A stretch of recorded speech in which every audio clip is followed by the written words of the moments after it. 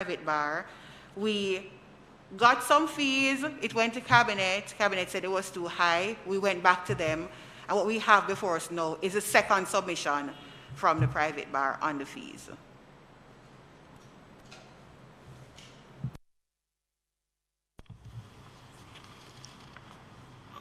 And would you say that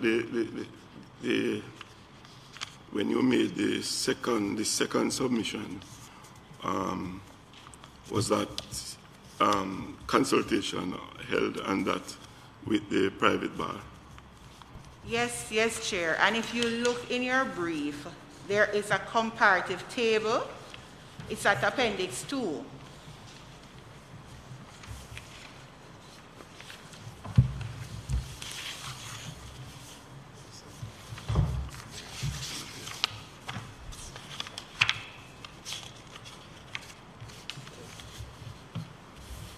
So you'll see where it says the LAC's current tariff, the LAC's first proposal, and then the second proposal, which Cabinet eventually approved. The LAC, that's the Legal Aid Council, the private attorneys sitting on the council would have canvassed the views of members of the private bar. And this is what they came up with. Okay. Yes, sir. All right. Any question from members? Or observation? Through Chair, thank you very much. Member Davis. So a complex case then is one which has more than a specific number of defendants, or must it go for a specific number of days?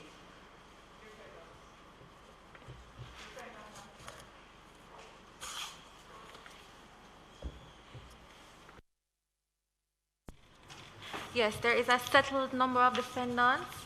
It is set out in, looking at Appendix 4, under the proposed new regulations, it sets out that a complex proceeding is defined as a matter.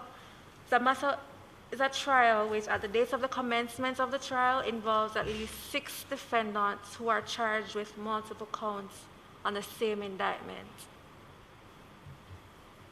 You'll see that at page 1 of the regulations,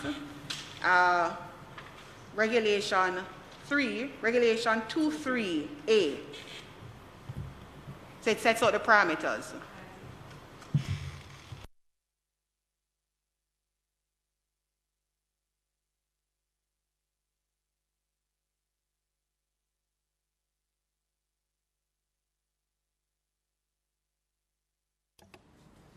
Sure.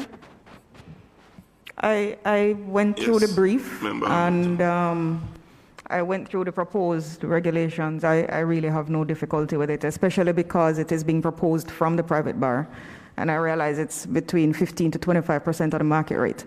So I am fine with it.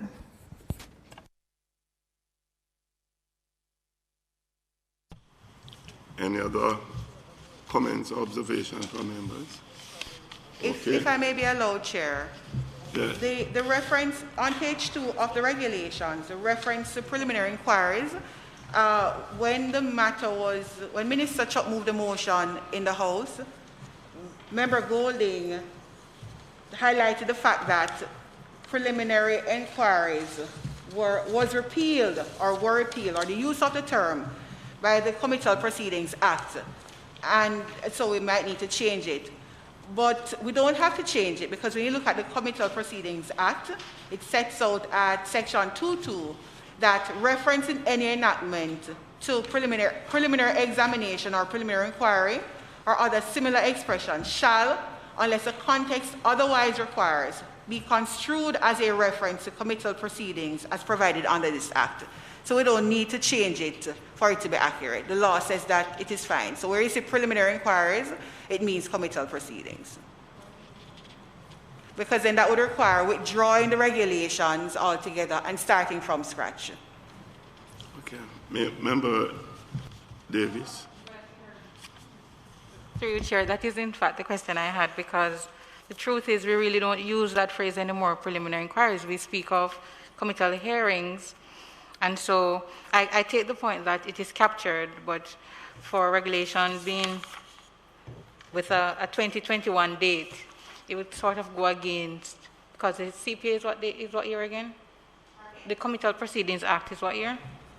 Committal Proceedings 2013, but actually the 2015, so it's 2013, the 2015 regulation doesn't have committal proceedings, it says preliminary inquiry. So it doesn't, its presence in the regulation doesn't do violence to it, especially since there is a specific provision in the law.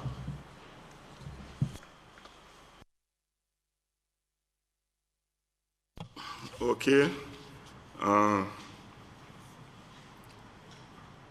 I want to thank the officers from the Ministry of Justice and to say that the committee has agreed that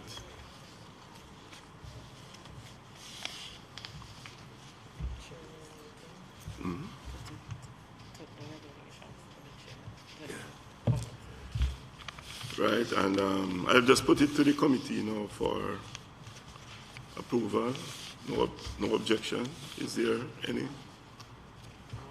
Okay, so our committee has agreed that there is no objection to the proposed amendments. So